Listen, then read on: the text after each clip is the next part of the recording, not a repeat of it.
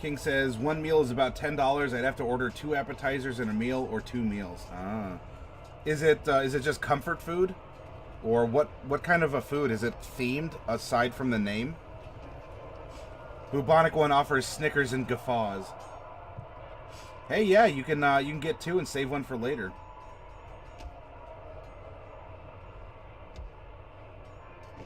She didn't want to crack when I called. Maybe she'll crack on the second call. What do you mean by that, King?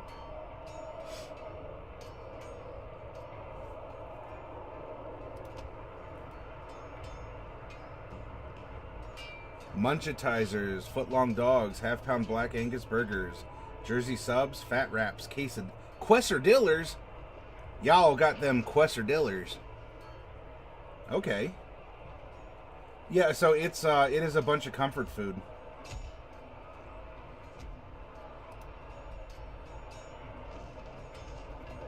And their wings offer a fire in your hole challenge.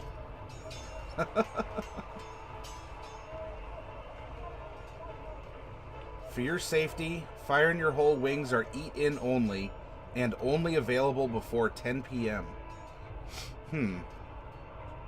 Interesting.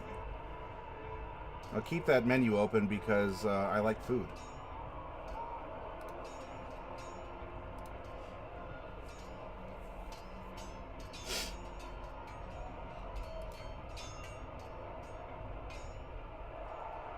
My friend actually did the spicy challenge and had to get his stomach pumped. Oh my gosh. That must be some ghost pepper stuff or something. I mean, I went to B-Dubs today because it's Thursday, and they have a boneless wing special. And I don't often get the wild wings. Oh, I'm sorry, I get the wild wings. I don't get the blazing wings too often. Okay, let me. That's some good stuff. I wanted to talk about in this segment, and not just me lecture, but I want to invite you all, whether you're a new DM or you're an old or you're in between, what has brought up conflict at your table, and how did you take care of it? What did you do in order to resolve the conflict? Pardon. He went and walked around to Walmart and reached a point where he stood in place shouting for help. Oh my gosh. What did they put in those wings?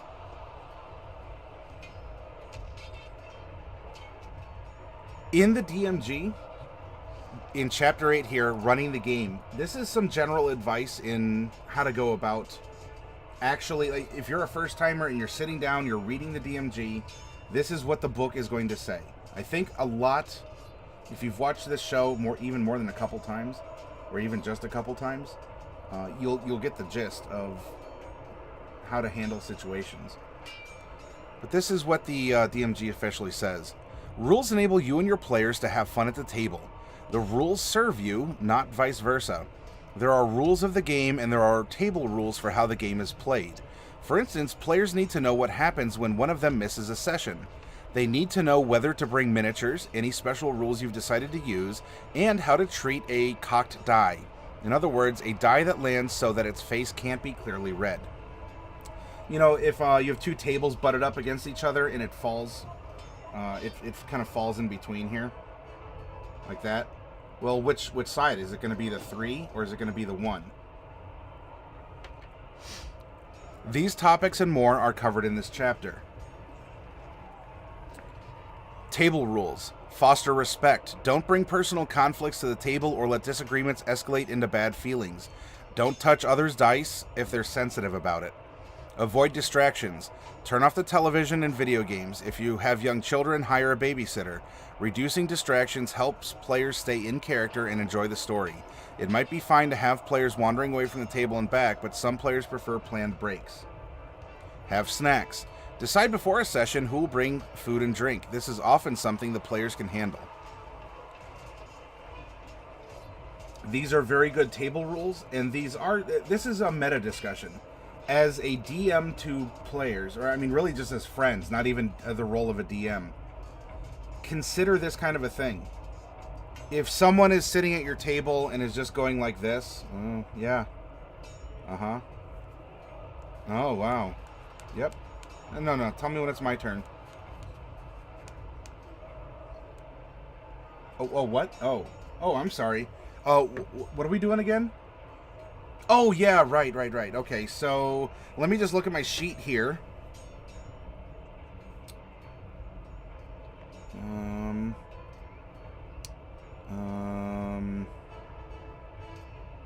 And it goes on, right? The whole time they could have been looking at the game. So do you have the game or the table status or something? So if you have a table rule, no electronics, or don't play music aside from what I would like to play as a DM. If you have a way to avoid being hangry, right? Kruger was eating pizza. King Von Ale has the munchies. What I do is we eat dinner before we play, and we'll talk. We'll recap during that time. We'll talk about characters or what people should take when they level up, things along those lines. And that way, when the time comes and the game starts, everyone's on the same page. We've all eaten, we're happy, and we're ready to go. And we've gotten a lot of the idle chat out of the way. As far as kids go, it has to be a mutual consent between the DM and the players. Sometimes you might not even mind having the kids running around, and you say, look, I'd rather play a game, and I'll worry about having to be called away for a baby, or having a toddler wake up in the middle of the night saying that they need to use the bathroom, or they're scared of the thunderstorm or something. If that happens, it happens. But things like that should be brought up in the meta conversation as friends who are going to be playing Dungeons and Dragons. Especially things about what to do if someone does miss a session. Are you going by EXP? Are you going by milestones? What happens if? How will you make up that information? Do you share a Discord? Do you text each other? Where do you go from there? Because these are all sources for a lot of conflict. Hey, Plunder Loot, welcome. I'm glad you're here. I know that you had other things to go about doing today. You find it's best to talk it out in a respectful manner. No need to get hostile, but calmly speak your piece. Not in the heat of the moment. Always make sure it's done calmly and that it's sooner than later. That's true. You don't want stuff to fester. Sometimes the conflict is not intentional or unknown, so it has to be resolved before it gets to the point of resentment between individuals. Yes. I'm with you on that, Plunder Loot. And I'm sorry, Kruger, you said your friend Brandon wants you to make a WoW campaign and make WoW classes in D&D. I told him no because I'm doing the Alien campaign, and he seems upset, so I told him I don't feel comfortable making a WoW campaign this early in learning to DM. As a new and up-and-coming DM, we want to talk about resolving conflict. It's not necessarily at a table.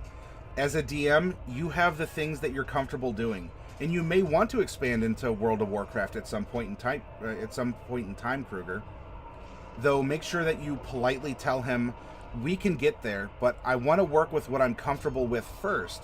And let's play through it. Let's work out some of the bugs. No pun intended. Yes, it was. Let's get through some of the bugs. Let's play a game first. Let's see how it goes. Thank you for being excited. I appreciate it, and I'm feeding off that energy. But I want to work in my realm first, and then we'll expand from there.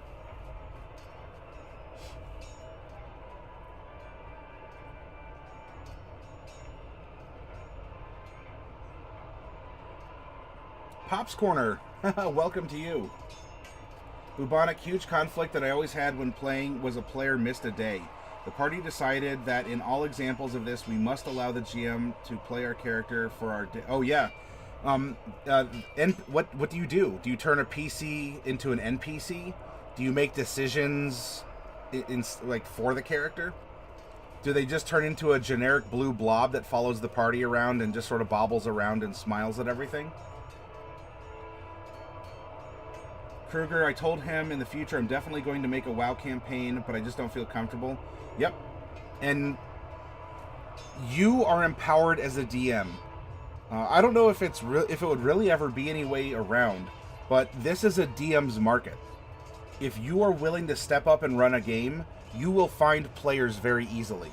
and these players are eager to play, and they may have a lot of expectations or ideals or themes or genres or splat supplements they want to bring in. There will be no end to that. So you are the bottleneck. You are the gatekeeper, Kruger.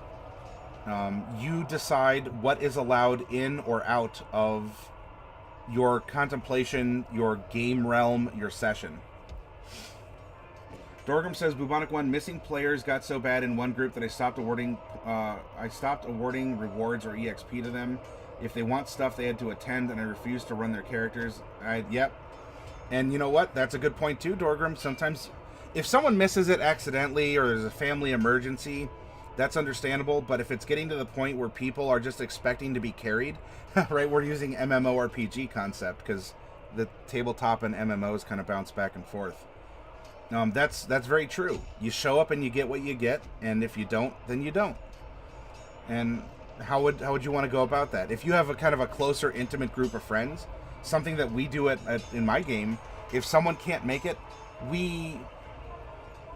they've all kind of paid attention to what the other characters are. And what I would do in a case where someone can't make it is I'd say, all right, what would Darvik think? And I throw it out there to all my other players. In this situation, how would Darvik act? What would he think? And then we as players, and even I as a DM, sit and say, okay, this is how we know Darvik. This is how he's presented himself. Okay, despite it being not the most efficient course of action, because Darvik doesn't always take the most efficient course, he would do this.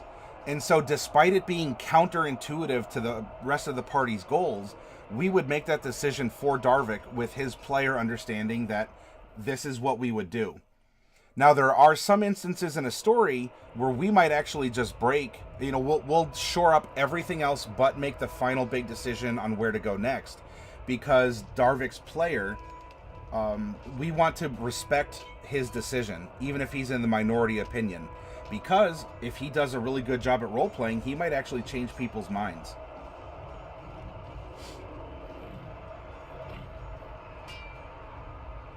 Tin Cat says, so now my question is, what do you do if one of the players is making literally the worst possible decisions, so much so they're ruining the game for other players? In the couple of games I played, I had a player get the entire squad wiped within just starting the campaign 3 times. Well, that's a type of player that we know as a that guy, Tin Cat. That guy does that kind of a thing. Now, as a DM, remember, we're wearing our DM headphones right now, okay? As a DM, if someone is going out of their way to troll the game, that person must be asked to correct their behavior or leave. If it's obvious, if it's, because even let's say, well, I'm just being in my character. This is what my character would do. Well, your character apparently is also going to go play in the middle of traffic. And he's probably going to end up with the same result. Why would we, as our own characters, and think about it in-game, why would we, as our characters in a fantasy setting, want to hang out, be friends with, or entrust our lives, or, our safety, if anything, to someone who makes these decisions? And so you can politely offer that person to rewrite their character, ship up, or shape up, or ship out. I still have like a cat hair in my mouth from last night. Man, Raichi, you really got me. Like, I was petting him, and then just a big, like, floof, like, oh, that was, it is, the buck stops with the DM, in my opinion, however, the players have a lot of say, also. Bubonic says the player always gave the DM what would happen in certain situations, and friends. Yeah, and you know what, Bubonic? As a DM, if you know that a character can't make it ahead of time, just text them or call them or stop at their house and say, look, this is what I'm doing for the session. I trust you're not going to tell everyone what's going to happen. How are you going to react in this situation? And then that missing player beforehand will tell the DM how to operate, and the DM before the actual sit-down play session will say, all right, I talked to Bob, And Bob said, Bob told me what he might do in certain situations that could occur. Right? Keep it kind of cryptic and open-ended. You don't want to railroad your players for the sake of a missing one.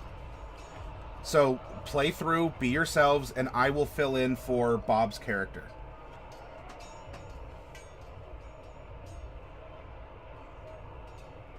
Cat, hello. What are you doing?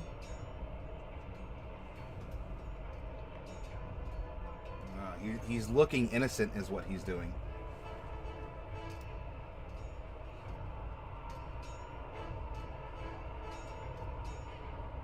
Ivalon says I would not do EXP, but I would give everyone who shows up one free inspiration to start the session. Oh, that's a clever idea, Ivalon.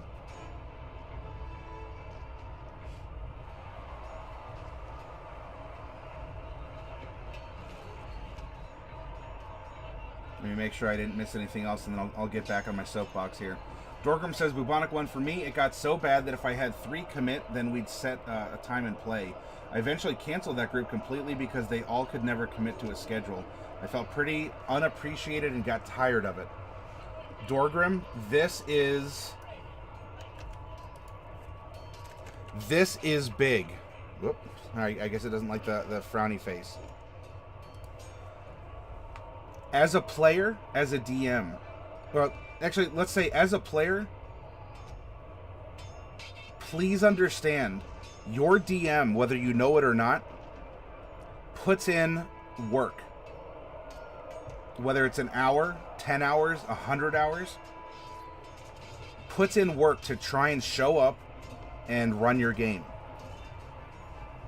What Dorgrim just said here, and that I quoted, that can make someone feel very unappreciated. And you know what? Especially if you're at the game, but you've checked out because you're doing this at the table. Like, you're not even paying attention.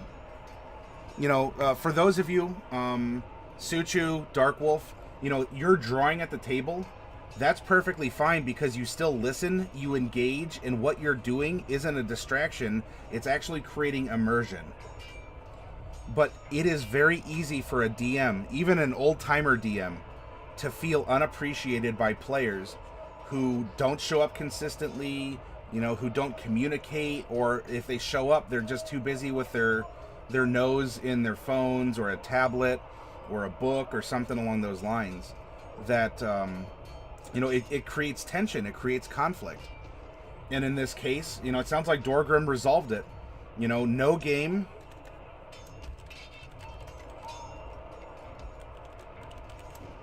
Here we go. No game is better than bad game. Don't waste your time. If it's one player and you can excise the problematic player and everyone else is still fine, do it. Do it tactfully. Be polite. Be forward. Don't be passive about it. This is your game as a DM. If you're handling yourself responsibly, if you're being polite and not on an ego power trip, then you should have the full support of your other players with you. And the problem person goes. If it comes down to it and it's just everyone is having a horrible time, why are you doing it? Yeah, you may want to play D&D, but you're spending more time bickering or covering for other people. And it's very easy to be passive. People don't want to rock the boat. I mean, no pun intended or PTSD for Lake Zarovich for my players there. Some people don't want to rock the boat, or they don't want to be considered mean or things along those lines, especially if you're sitting down with friends, let alone strangers. If you're not being mean, you're not mean. A lot of times people need that kind of a hard wall, a stop, a life advice, a dad moment. Hey, Suchu, right? People need those dad moments where you hashtag keep it real. And you say, look, John, you've not been here for the past 4 sessions. You haven't even given me a reason why. If it was work or something, that would make sense. You haven't texted me or called me or talked about it. I found someone else. We have another player who can make it. You have whatever you have going on in life. Clearly that's more important, and I respect that in your life. You're doing what makes you happy. My game, maybe it didn't make you happy. And that's fine. We all have different tastes. But you couldn't make it, and I can't run for an inconsistent party member. Everyone else goes out of their way to try and be consistent. They try and be here. You know, I even buy pizza for everyone in this fictional conversation, John. Corrido, welcome. It's good to see you. Let me go back up here.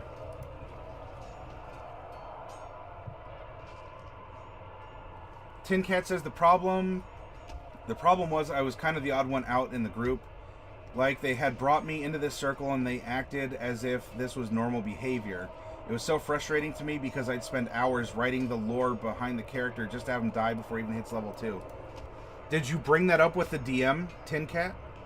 I mean, did you have a conversation at the table in front of everyone or even behind the scenes?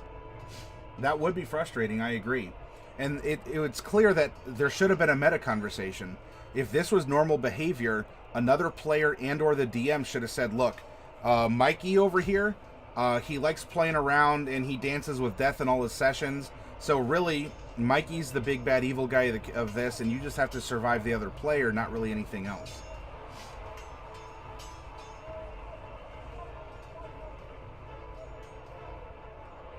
Oh, a lot of dungeons. Corrida ruled in here. Plunderloot says, as a general rule, keep metagaming to a minimum, unless it's a mechanics question. Yeah, different tables will have different takes on that.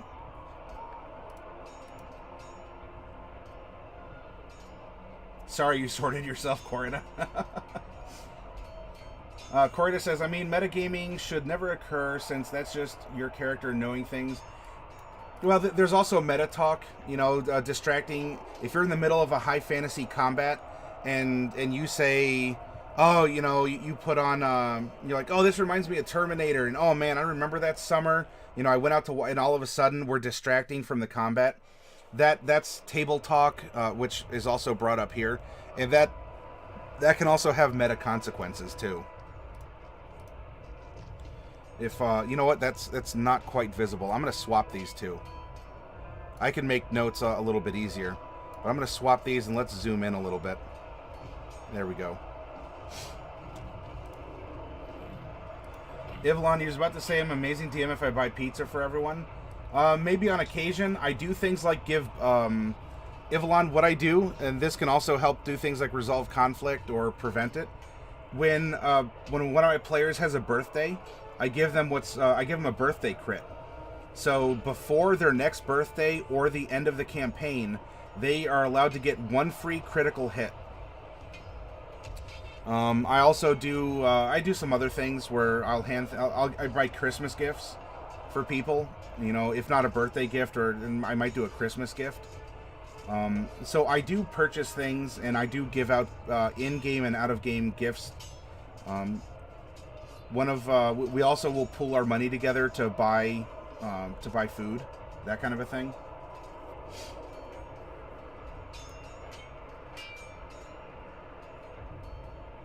Bubonic, as a DM and a player, I understand if I say I'm going to be there, I am there. If I can't be there more than 1 or 2 times, I leave the party of my own free will or cancel the game. That's responsible and respectable, Bubonic. Mechanics questions are the only acceptable reason for me. Say is what an action considered an attack or not. Can I use my bonus first? And, you know, some people also make timers. Like, they'll put a little minute or 2-minute timer on Hourglass to keep things moving along. Super Colliders, it's good to see you again. Welcome. I'm catching up in chat, Super Colliders, so if you've been here for a minute, I'm sorry, I'm catching up here. King says, I'm still confused how you managed to burn down Castle Asbestos. It was literally made out of asbestos. Corrida, because metagaming has always been described as character player knowledge. Well, yeah, there's meta knowledge, metagaming. You can have meta talks, and those aren't necessarily bad things. Yep, Super Colliders, we're having a DM talk. So if you want to ask a question or share a story or advice, we are talking about resolving conflicts at tables. Have you experienced any yourself as a player or as a DM? You can bring them up. and we can talk about ways to overcome them or what happened. Or asking if your player knows about something, has a legit reason, say it's tied to the background or class. And so, Mr. Plunderloot, if you're running that at the table, that would be expressed to your players beforehand. That way, there's an expectation going into the game. This is how Plunderloot runs this game, and I'm going to treat it differently than how Matt runs his game. If meta chat is happening during downtime or non-combat or action time, it's not unacceptable if the player says it's not in-game. And you know, Bubonic, you might also do things like someone has to stand up to speak at a character, or they'll grab their wrist, and so they're making an obvious hand sign, or they'll raise their hand or something along those lines to show in character, out of character. Or some people will use an accent in character and not when they're out. It's something to talk about.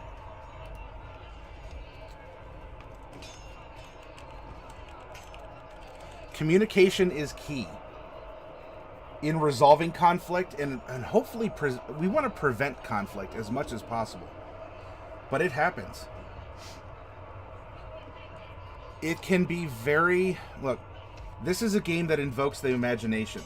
The imagination engages your brain in logic and thought, in tactics. It also engages the brain in emotions and feelings, especially if you're running with a group that is very imaginative or very tied to their characters.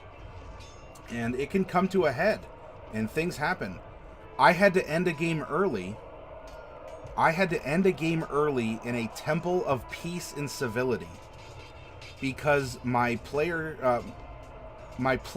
but especially their player characters, the PCs, got into a near murderous argument in a temple of friendship and peace and community. And that is something else too. Hit the brakes if necessary, right?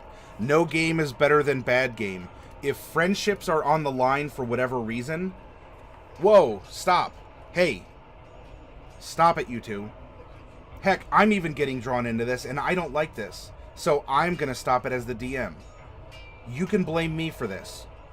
But I've hit a circuit breaker. I can't let this go on. I need to think. I need to just step out, breathe. I need to get ice cream. Guys, I need ice cream. We're going to stop here.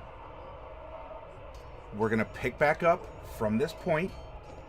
Maybe we might even retcon a couple rounds, depending on what I think of when I eat ice cream. And then we're going to come back, and we're going to be cool. Because this is D&D, and D&D shouldn't ruin friendships. It is a game. It is a game of imagination and creativity. You are very much in your characters. I understand that. But we are talking... Super Colliders, thank you very much. The Ice Cream Fund. Super Colliders, thank you. And maybe any future players who upset me will thank you too, and I can go out and get some Moose Tracks. Because as we all know, Moose Tracks is the best ice cream flavor. Changed my mind.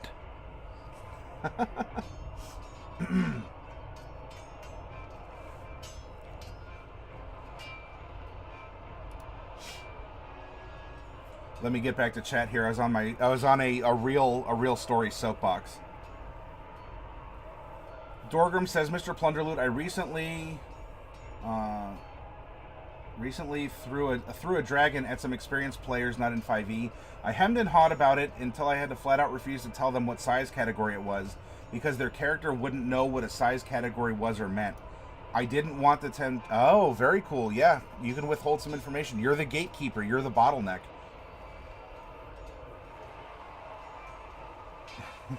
King Von Ale and Tycho are still plotting. Super Colliders, actually, yeah, I've had an issue with a campaign before where it was essentially experienced players in a campaign, but the DM kind of derailed his campaign using a time skip mechanic. Sadly, it ended up disbanding the session because the DM lost control of his sessions and didn't employ fixes. Can you... I think I get the gist, Super Colliders, but are you willing to add a little bit more detail to that? You know, when you're talking about time skips and things along those lines, what happened that got things wobbly and then it just threw off the game completely?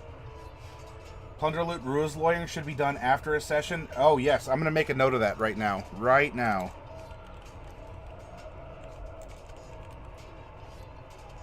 Okay. King says, I think it's time to leave Lichdom behind and move on with my unlife. Are there blacker pastures out there? Are there more blighted pastures for you, King? Is the are the battlefields always blighted, more blighted on the other side of the political boundary? Corrida, the best ice cream flavor is sea salt. New Dubs, hey New Dubs, good to see you again. Brownie batter ice cream is where it's at. I don't know. Moose Tracks is really, really good.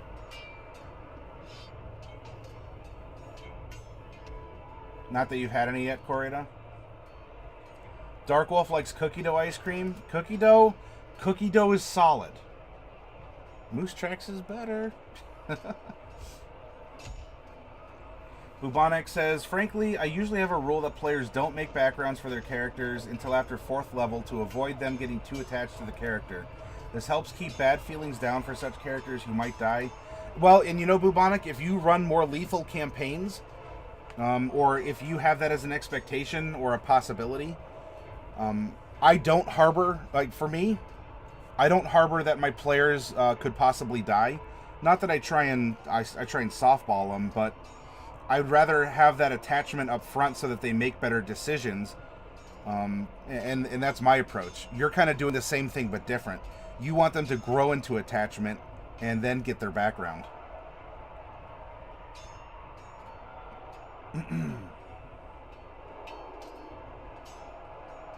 the situation you're in, I agree your terms. I also don't look up monsters while playing unless I'm the DM. That is true too. That's because that's meta knowledge. You're like, as a player, you're like, oh, we're fighting a carrion crawler. Oh yeah, I remember. So guys, while we're in a tomb and there's carrion crawlers, remember guys, they're not undead. All right, they're just bugs, dude. I as a DM, I'm gonna make them undead. If you're gonna pull that at my table, they may look like carrion crawlers, but they're actually just aberrations. You think you know what I'm throwing at you? Oh, sissarassa-frassin, frickin' frackin', periwimple in a tutu. I'm so sore. Suchu says mint chocolate chip is the best. I agree. I was gonna say along with cookie dough, mint chocolate chip is a solid one, Suchu. And hey, who would know ice cream but you, right? Moose Tracks though. Suchu, do you guys have Moose Tracks? I'll come out and buy some Moose Tracks.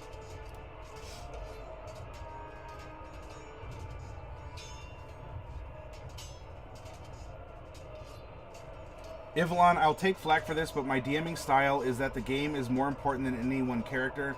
The story continues in Game of Thrones even after some person dies. It does. It does. Oh, it's only soft serve? Oh, I thought you all had different flavors that you scooped.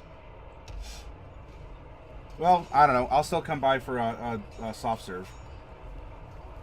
All right. Rules lawyers. You can have DMs, and you can also have players be rules lawyers. These can be bad because they take up time in arguing fine points in a swirling melee combat that needs split-second decisions. Whoop. Whoop.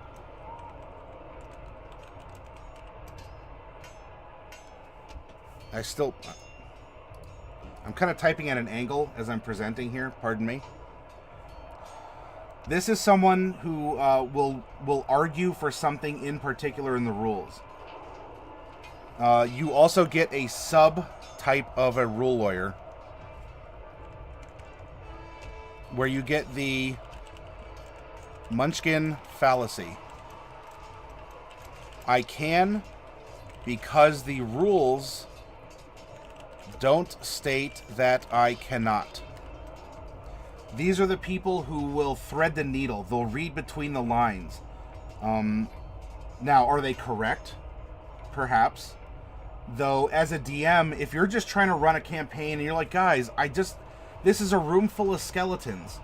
I understand. On page 214 of the newest Splat book I haven't read yet, it provides a rules option for skeletons. I'm not using that rule. This is a skeleton. Can you please just hit it and make it fall over? Because you might have people who are going to argue the rules say that the new rules for skeletons say that they take double damage from fire. I don't know, whatever. Yes, it's an option, but we didn't discuss the option, and I think it makes sense, right? People burn bodies all of a sudden. A combat with 4 skeletons turns into a diatribe of rules lawyering.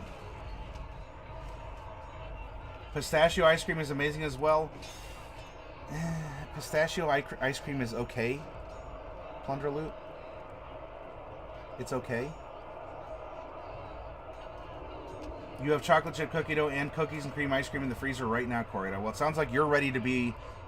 It sounds like you're ready to be upset at PCs.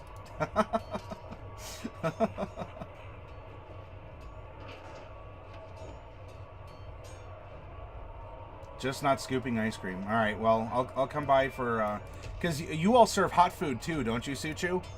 Like, could I come out for like a hot dog and a soft serve or something? It might have been too long, Super Colliders. There is a chat limit, and even if you post it on Discord, if you do that, I would recommend putting up in Tales from the Tabletop up here.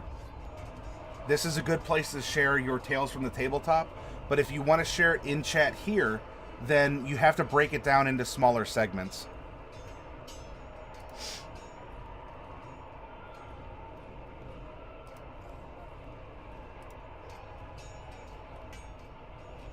Real Dorgra, my response to rules lawyers, accept my adjudication, we'll discuss it. Well, yeah, that's true. We'll discuss it after the session.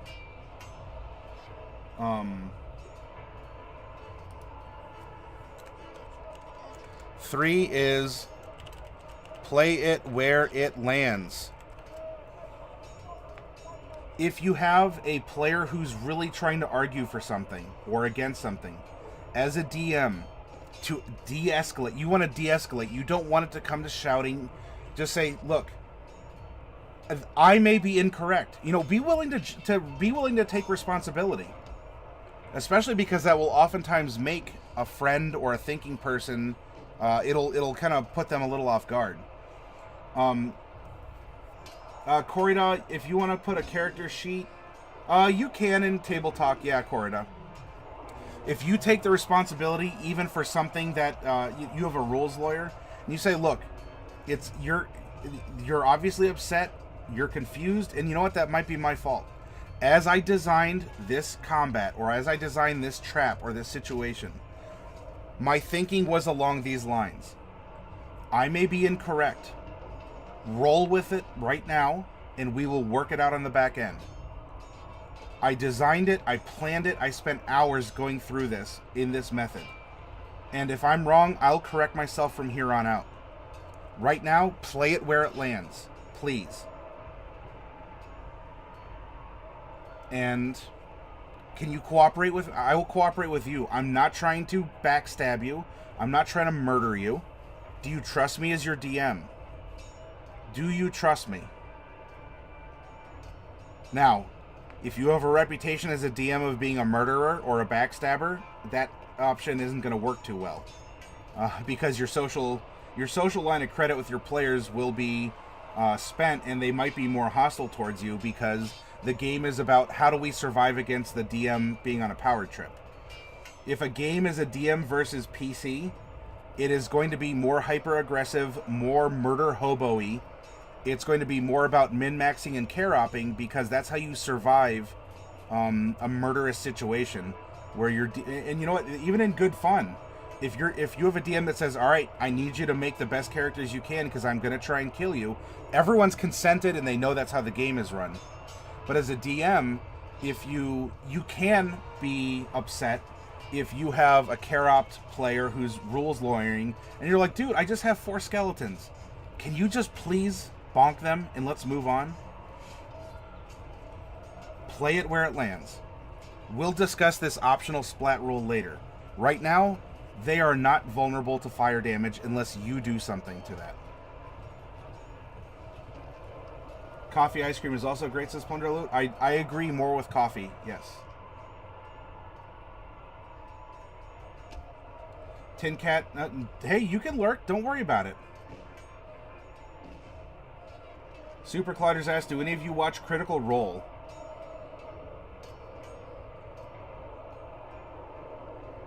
I do not watch it, Super Colliders. I'm not against it or anything. I don't watch it. Ivalon says, Medi's trying to be the diplomancer for a more intimate group. You can just have a rules liar with, yes, that's how it's supposed to work. Isn't it strange? Yeah, that's true. You can sass them back. Yeah, you love trolling players that way. Yeah, you can get away with more stuff if you do that instead of something like a public game, or if you have a bunch of newbies or something. Something that what is nice in a way is, in order to help remind each other, instead of being rules lawyers, if someone knows something and maybe it's even been brought up before, maybe I forget something, I'll have a player speak up and say, well, technically it's going to work this way. And what's interesting is it's often one player bringing up a rules interaction that doesn't work in favor of another player. So it's not really like, the little kid is tattling to mommy or daddy. And we call that, in our circle of friends that play, we call that Steving someone. Right, where, well, he should actually take full damage, Matt, because of X, Y, or Z. Then the other person's going to look over and be like, oh, thanks, you Steved me. You probably have verbs named after some of your founding members of your RP group. And if you don't now, you will over time. And I say that with all due respect because Steve is an awesome guy. He's just very observant about certain things. Steve, I don't think you're watching this, but if you are, man, I'll lure you.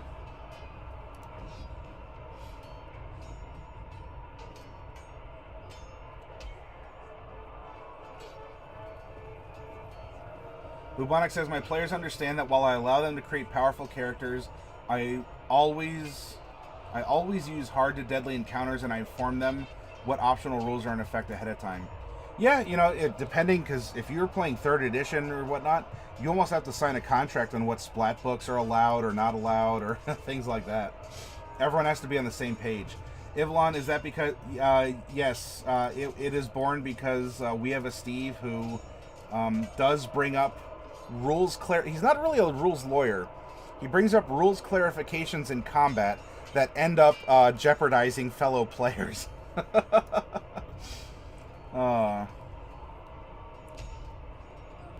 Super Colliders, you're putting the full story of the conflict and tabletop on Discord. Cool. I will make sure to get over to that, Super Colliders, and we'll include that with what we're doing. Just bear in mind that a segment of a Discord submission is 2,000 characters. So depending on how long it is, you might have to break it up.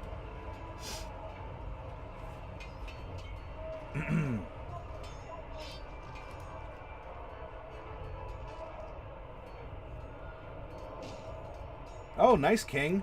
Dark Wolf, I'll leave it up to your I will leave it up to your discretion. But can you give King Von Ale like at least 500 EXP for that pull? I think I was giving 500 EXP for that. Gotcha. It's not super long. You tried to TLDR it. Okay. When you put that up there, let me know so I'll bring it up.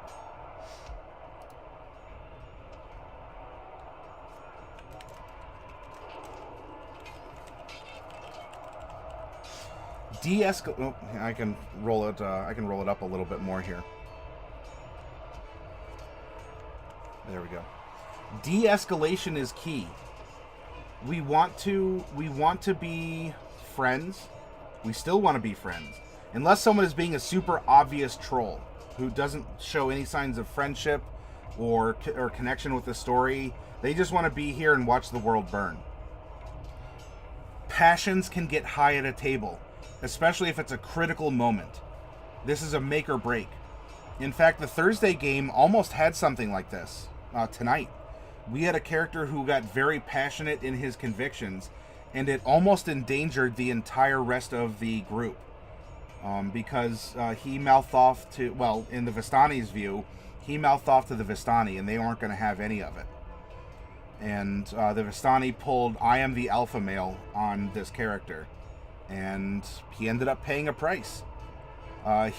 He paid the iron price, not a final iron price, but he paid the iron price for his words.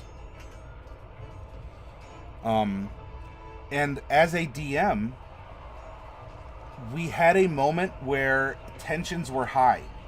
We had a moment where everyone's like, what is going, oh my gosh, and there's kind of a freak out. As the DM, stay calm, stay cool, take the long view. You want to play this campaign for months to come. Take the long view. How can this come about? Find your peace. Yom. Om. Moose Tracks ice cream. Om. Calm your players. Say, I have this. Trust me. We'll get through this. Take it step by step. De-escalate. Enhance your calm. As I believe it was said in Demolition Man, right? Enhance your calm. You need to make sure that you have some kind of a detachment. A clinical detachment is a vocabulary word that you might want to become familiar with. Can you foster a clinical detachment to the game? Yes, this is your game. This is your thoughts, your creativity, your mind, your ego could be on the line, or you may feel threatened. Can you detach yourself and say, I have a responsibility as a DM and a friend, even above being a DM, to make sure that something happened, things got wacky, let's bring it back. Okay, now let's settle down.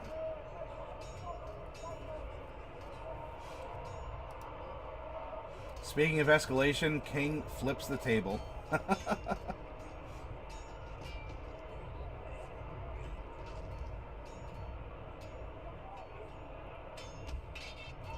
Corridor linked your Kitsune Oracle for the Pathfinder open world in Discord. Alright, we'll be able to take a look at that in part 3. Silas Marsh, welcome back. Good to see you.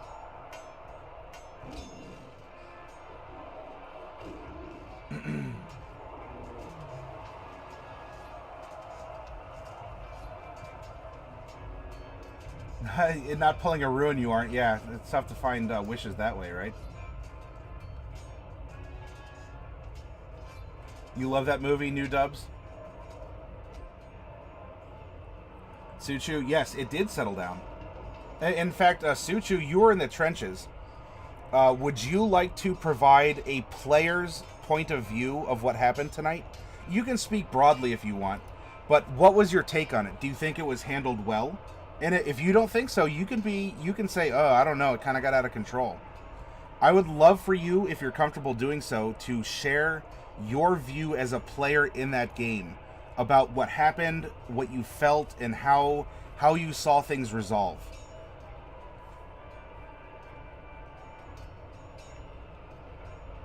Are you able to see the story? I'll click over to it right now, Super Colliders.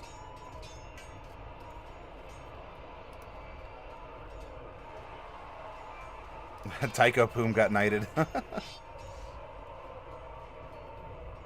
Here we are in Tails. Okay, so Super Collider. I'm blocking it a little bit. I'll make sure to read it for you all, though. So the party was supposed to go out and capture 7 beasts, shackle them using dimensional shackles to stop the world from being destroyed, etc. but the DM essentially had a really high-level rogue character insert himself into the party covertly and drug all the party members. We woke up in a pocket dimension, and when we came out of it, it was 3 years later. Most of the world had been destroyed, and the main plot of the campaign was gone. I don't know why the DM did it, and he openly admitted to the group that he didn't really have a planned plot or anything anymore. Oh, my. Oh. Alright. Super Colliders. It's easy to go and be a Monday morning, quarterback or coach sitting in a recliner. Stripping away player agency can be a huge no-no.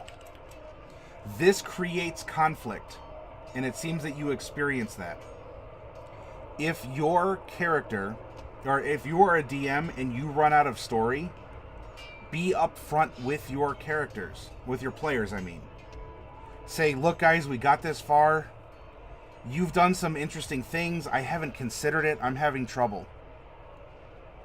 I need a week. I need 2 weeks. Or at that very session, I need input. Can we sit down and talk about options?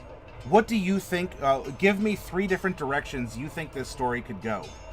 And in this case, as a DM, look, you've admitted fault. Look, we are human beings too, unless you're King Von Ale. You're a human being as well, and we have faults, or we get taken by surprise, or we find ourselves in over our head. There's no shame in a DM saying, I don't know where to take this. This is in such a weird spot. Can you please give me input? I know it's a reverse from what we normally do, but I don't know where this is going. If you strip away player agency by forcing a capture, by forcing something to happen, especially if it's totally unexpected or it's not in context of what's happened before, that creates animosity with your players. Your players might quit. Your players might want to escalate, right? So we kind of play this game of, all right, oh, okay, DM, are you going to do that to me? How about that, DM? And your DM's like, oh, I gotta correct for this. Oh, are you going to do that to me, DM?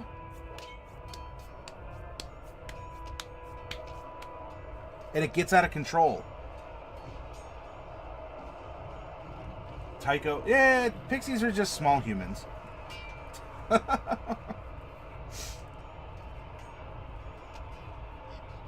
Oh, Tin Cat.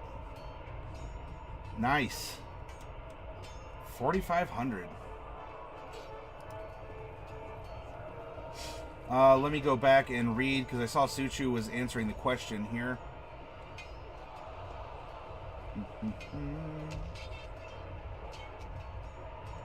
Deus Ex Machina in reverse, yes.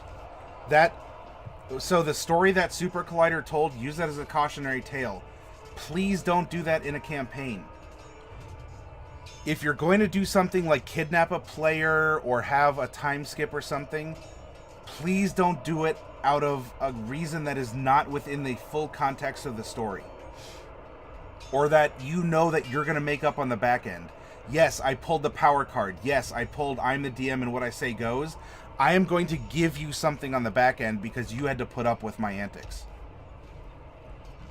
Or if you play Pokemon Go, sometimes you have to put up with Niantic. Alright, Suchu says, well, I did feel with rolling initiative did help a lot to figure out what to do. When Scott did that, I personally did get frantic because it was so unexpected. But after the situation and Scott taking back a step to calm down, it did get better after that. I felt good about the session, even though it was a frantic one in the moment. I think you handled the situation well, and the other players getting the idea to be calmer and quieter, which helped a lot, and could be you. Yeah, if things are loud, we have a natural fight or flight response. As a human being, let alone as our characters, all of a sudden we start looking around, right? We hear loud noises, and we tense up. Our heartbeat goes. We get a little bit of adrenaline in our system. Suddenly we're like, is there a conflict? What's going on? And stuff starts popping through your mind. And that is, get out of here. Do what you have to do, and you can make irrational, harmful decisions in that moment. So as a DM, calm voice. methodical arrangement of events. And you go from there. So thank you, Suchu. I mean, I wasn't trying to, farm a compliment or something. I was honestly interested in your take on it, because you did seem very in and out of character, emotionally involved in what was happening at the tabletop, because it was a very intense moment. That said, I hope that the role-playing and the fact that I was still stern with the NPC helped to convey more about this place and its people and the culture, and go from there. Super Collider says, see, I get that and think that's a reasonable way to handle it, but he just disbanded the session and didn't want any input from players. In fact, he was mad at the players for shaping the campaign the way it did. Was he a first-timer, maybe? Was he a younger person? Because a lot of first-time DMs might feel that they're being personally attacked if human beings piloting fantasy characters don't pilot a game on rails like a novel. They take it way too personally, like their ego's on the line.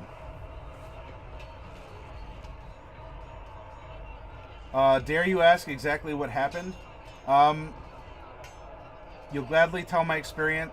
Yeah, in fact, Suchu, would you like to fill in Dark Wolf, aka Soraya, the druid, the Awu, the rescue Awu, or the fire-bearing Awu, or whatever she's wooing at in that session? Would you like to share what happened with Dark Wolf? King Von Ale sharing a tip: don't ever cripple or mute player agency. D&D is not a video game where you play some weird tease and denial game of making them worthless and then making them godlike. Being powerless is a tone setter, and it'll carry over through the power parts of the game. Yes, King. In fact, I am also... King, if I started this stream by blatantly plagiarizing something or another, I will get to the end of this segment and I will blatantly plagiarize your tip.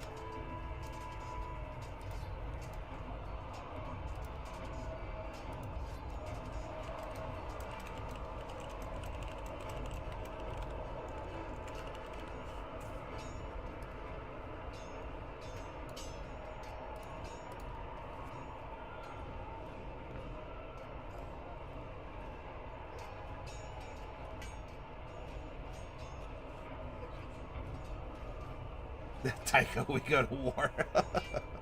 Oh, I'm sorry. There we go. Sorry about that. It seems that I missed a part of... I missed a part of this. Super Colliders, honestly, I think he is just that kind of a guy. He is really prideful and seems like he takes it personally when we're just attempting to play in character.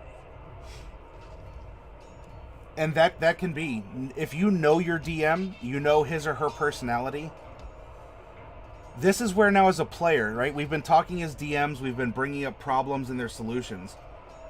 As a player, do you... Whoops.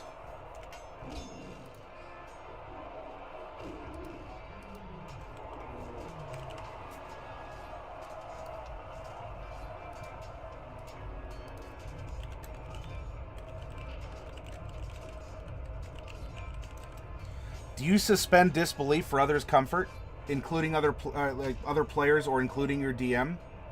Are you willing to sort of disobey what your character would do? And especially if you're playing a reasonable character who has a well thought out plan and it makes sense in the game so far, if you have a character that you believe has those qualities and you think that your DM is just so emotionally fragile that, you know, she or he will just break if you don't do exactly what's asked of you. Well, again, is no game better than a bad game? If you're not having fun, because this is story time with your DM, and you have to, you know, do everything your DM says, are you really playing your character? And if so, are you really playing D&D? Or are you just sort of are you there for the gratification of the DM instead of being in a group of friends who are telling a story together? At some points in time, either I myself or my players, for me, so I suspend it for their behalf, or my players suspend it for mine, and it's reciprocal, and it's obvious. Sometimes you do suspend disbelief. Like, as a DM, I'll say, look, please just roll with me on this. This is a meta sense. in a meta conversation, just roll with me on this. I understand this may seem weird in context. Maybe I didn't present it correctly. Roll with me, and I'll make sure that we're going to smooth it out. And we go from there.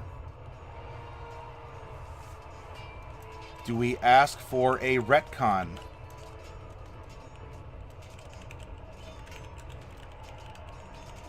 What does retcon mean?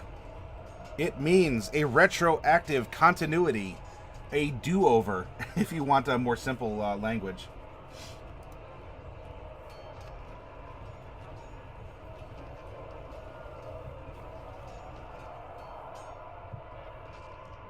I missed a couple things here. I'm seeing some tags here.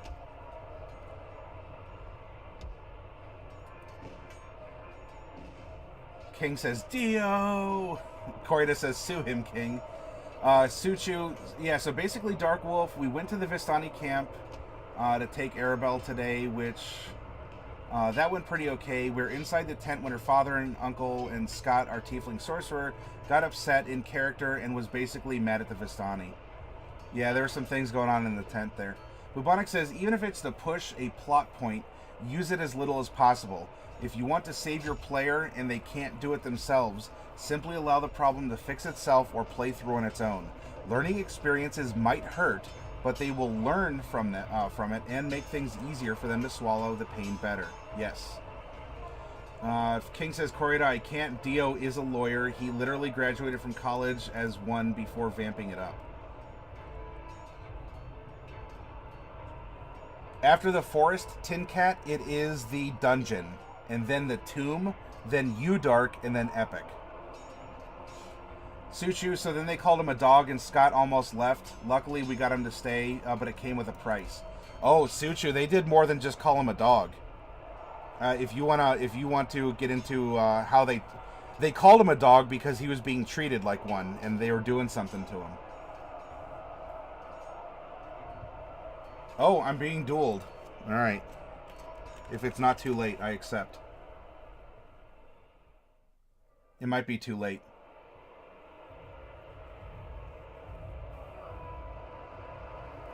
Suchu, yeah, Dark Wolf, it went a bit hectic trying to get him to stay. Luckily, 2 people rolled a higher initiative than Scott, so they could block him. Yeah, they were Scott blocking. One of his horns is also damaged from the Vistani as well, so that sucked for Scott. It was not his day. That is true, Suchu. He didn't even get to meet the wizard he wanted to see. Golden, hello, welcome. You don't make an insanely OP monster and wipe them? I do not. No.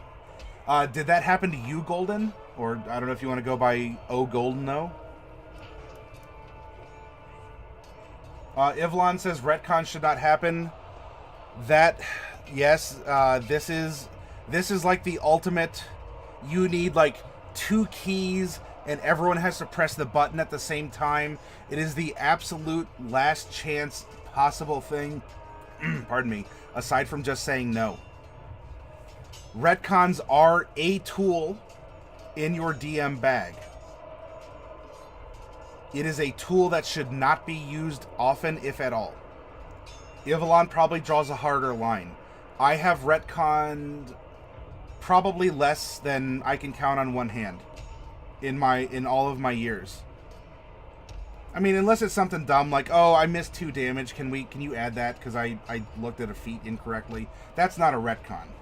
A retcon is taking the events of major events of a story and going back and redoing it.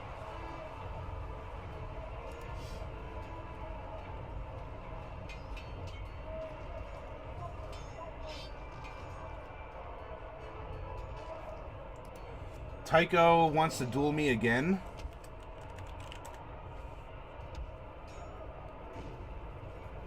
Real Dwargram, Ivalon, I disagree. If mistakes are made, you should always consider retcon. Suchu, yeah, true. They are treating him like dirt first.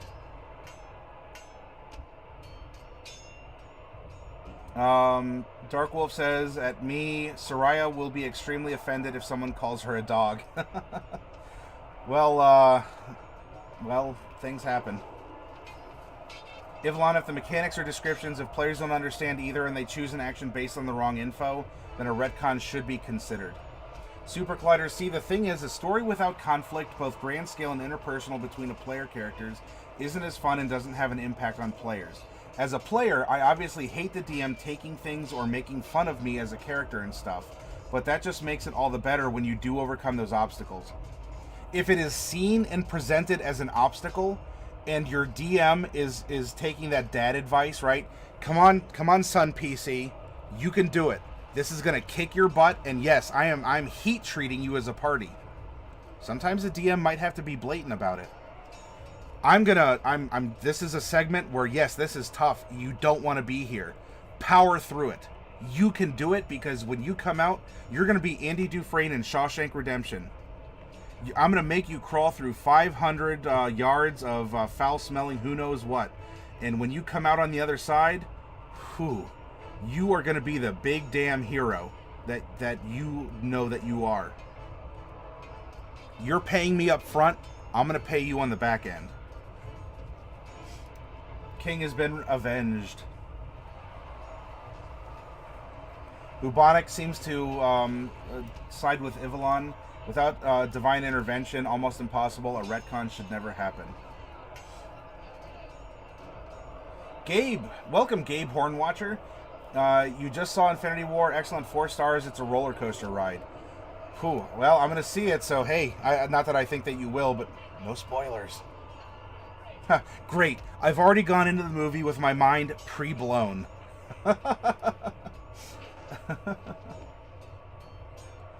Ivlon, oh yes, I agree with Maddie, the real Dorgrim. I'm okay with mechanical stuff as long as it's still that player's turn, like damage thing.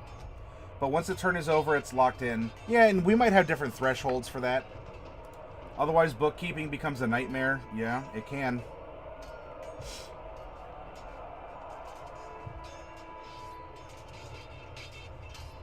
"500 yards of who knows what," splat books. Golden, I've never played D&D. You're trying to learn it. Oh, all right. Well, welcome, Golden. We are having a conversation as a DM, which, if you want to be a player or as a presenter of D&D, this is still going to be good for you. But what the example that you put, though, is something that your DM will hopefully not do to you, Golden.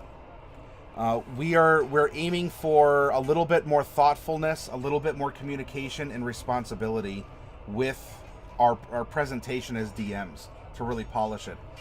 That said, Golden, if you have particular questions as a prospective DM or a prospective player, please ask them here or share stories or, oh, I read something, I read something on TG about, if you go there, if you don't know what I'm talking about, you're fine. I read something on TG where this one person and this happened, and what about this? And we'll try and answer that. We're a big community. You've pulled up a chair at our table, and you are welcome here, Golden. Golden is golden.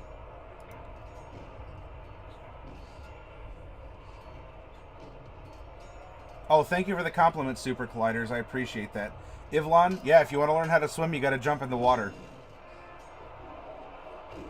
Tin Cat, I just got BM'd for 1v2ing and winning a matchup I was at a disadvantage for in Battle Right. They called me a neckbeard. Oh, jeez. Golden, thank you so much for the follow. I appreciate that. You were called... What? I don't know if they... I know what they're going for, because, neckbeard is supposed to be a pejorative against gamers, especially tabletop. I don't know why you'd be called a neckbeard online. The Pathfinder open world, says Corrida, is pretty good to enjoy, but it would be nice if I had some more traditional campaigns too. And you can find them. If people here want to run games, look, this community right here, use this chat to find games. Use our Discord. Go on Roll20 forums. Talk to your local game store, comic store, or even a library. You'll be able to find them.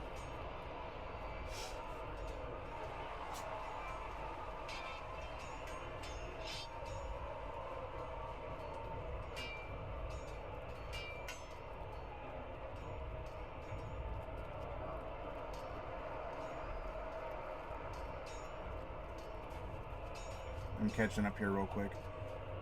There's the Discord, yep. You've been on Roll20. You can't go anywhere local. Oh, I see. You're going to go to the gas station and meant to get some ice. Kruger has succumbed to the craving for ice cream. Yes. Make sure it's Moose Tracks. Or if it's not, can you please pick me up a pint? Or die. And Super Colliders is going for ice cream too. Well, you know what? I think this is going to be a good break point anyway. We've talked about a lot of ideas. You all have shared stories, and we've reacted. We've shared a lot of opinions. I appreciate you doing so. And us trying to find... Look, there's never going to be a perfect game, a perfect DM, or a perfect PC. But by sharing these stories, we can be more perfect in the roles that we take at our table. Oreo ice cream. Kruger, hashtag fat as hell. And by the way, I'm joining you in that hashtag. With the two of us, we'll be trending. I'll provide like 90,000 myself, so. Moose is always too much chocolate. Oh my, I gotta take a break. That's it. Stream is over. You guys are being unreasonable. I cannot suspend my disbelief enough to hear that anything other than my favorite ice cream, my lifestyle, some DMs insert their personal fetishes and whatnot too. That's a whole other thing. Stop liking what I don't like.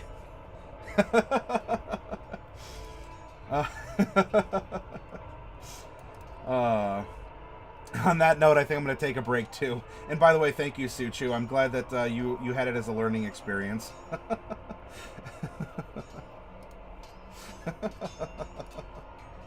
This is too. I know my mic's on, but I can't stop laughing. You are wonderful people.